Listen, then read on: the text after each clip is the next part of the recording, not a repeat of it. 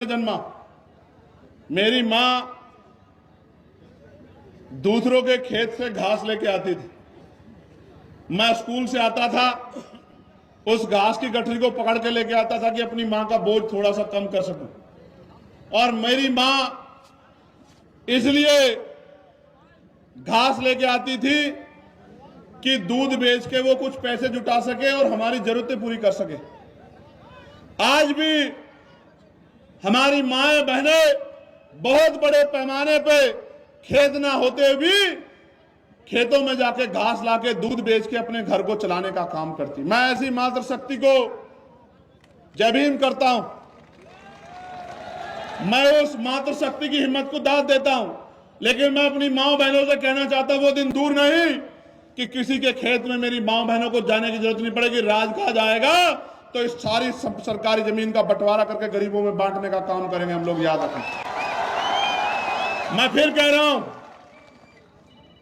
भले ही आपके पास नहीं आता हूं, भले ही आपके घरों तक नहीं पहुंचता हूं, भले ही आपसे हाथ नहीं मिला पाता हूं, लेकिन वचन देके कहता हूं, अगर आंदोलन आगे बढ़ता रहा और आपने सहयोग आशीर्वाद वोट के रूप में दिया तो वो दिन दूर नहीं कि हर घर में चंद्रशेखर काम के रूप में आएगा, आजाद समाज पार्टी काम के रूप में आएगी। जब आपके बच्चे को रोजगार मिलेगा, जब आपके घरों में सुख सुविधाएं आएंगी और जब आंसू आएंगे तो वो खुशी के होंगे इस बात के कि इस बार हमारी ताकत बन गई, हमारी ताकत सफल होगी। इस ताकत को रोकने के लिए बहुत सारे लोग लगे हुए हैं, इस ताकत को रोकने के लिए।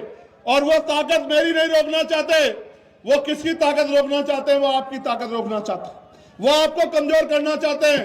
वो जानते हैं कि अगर इनकी ताकत बढ़ेगी तो उनके यहां मजदूरी कौन करेगा। मेरी बात को आप याद रखना, उनके बर्तन कौन बनाएगा, उनकी चटाई कौन बनाएगा, उनके खेतों में काम कौन करेगा। तमाम तरह के जो उनके अपमान का जो काम करना पड़ता है वो कौन करेगा, उनके सफाई का काम कौन करेगा, सीवर में कौन उतरेगा, मैला कौन उठाएगा।